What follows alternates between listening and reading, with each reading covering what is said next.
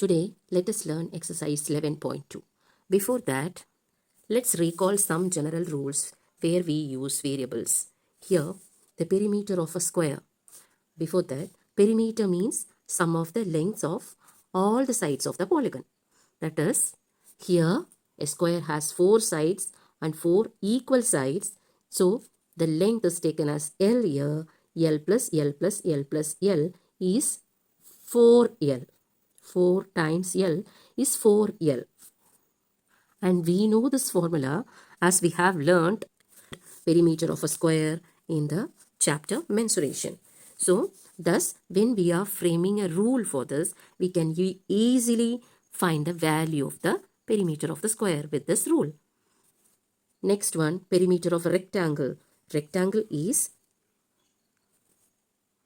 opposite sides are equal for the rectangle. So, sum of the length of the sides of the rectangle means here it is length and here it is breadth B. So, the opposite side is also L and this is B. So, when we find the sum of the lengths of the rectangle, it is 2 times L, that is L plus L plus 2 times B, that is B plus B. So, this gives the rule 2L plus 2B and we write it as 2L plus B. So, perimeter is 2L plus 2B. Here, L and B are variables. As we have seen in the first video, we know that the value for the variable changes. As the length and breadth changes, our perimeter also changes. Here, both L and B are variables. They take on values independent of each other. That is, the value one variable takes does not depend on what value the other variable has taken. Now coming to the rule for the commutative property, we know that 4 plus 3 is equal to 7 and 3 plus 4 is equal to 7. Also, we can say with different examples. 5 plus 4 is equal to 9, 4 plus 5 is equal to 9. Thus, if we frame a general rule that A plus B is equal to B plus A, it is easier for us to remember and understand. And these are variables used to represent the data. Commutativity of addition, commutativity of multiplication, distributivity of numbers, all these variables are used to frame the rules. Now, in this exercise, the side of an equilateral triangle is shown by L. So, let's draw an equilateral triangle. Equilateral triangle, express the perimeter of the equilateral triangle using L. Here, it is given that we have to represent the perimeter using L. That is, L is the length of the each side of the equilateral triangle. And you know, for equilateral triangle, all the sides are equal.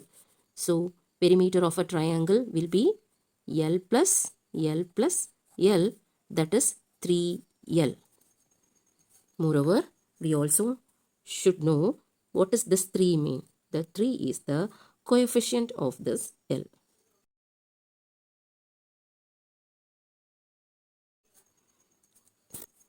Next, coming to the next question.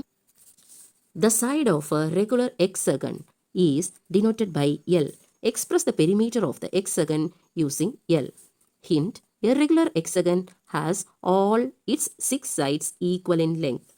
Also, we have given a hexagon here. Hexagon has 6 sides and all the 6 sides are equal and they are represented by L. So, what is the perimeter? Perimeter is the sum of the lengths. So, sum of the lengths 6 times. Perimeter of hexagon L plus L plus L. So, it is 6 times L, that is 6L. 6 into L or 6L. Next question. A cube is a 3-dimensional figure as shown in this figure. It has 6 faces and all of them are identical squares. Yes, we know that 6 identical squares are together forms a cube. The length of an edge of the cube is given by L. Find the formula for the total length of the edges of a cube. So, total length of the edges of a cube. Do you remember how many edges are there in a cube? There are 12 edges in a cube. You can easily count and find if you have a doubt. So, there are 12 edges for a cube and you are asked to find the formula for the total length of the edges of the cube. How to find that? Since the faces are equal, the length of the edge is also equal. So, L plus L plus L plus L 12 times. 12, L will be the answer. Next question. The diameter of a circle is a line which joins 2 points on the circle and also passes through the center of the circle. In the adjoining figure, in the 11.12, AB is a diameter of the circle, C is the center. AB is the diameter of the circle, C is the center. Express the diameter of the circle D in terms of its radius. So, you are asked to find D in terms of radius. We know that diameter is twice the radius. So, we can write it as diameter will be equal to 2 times the radius.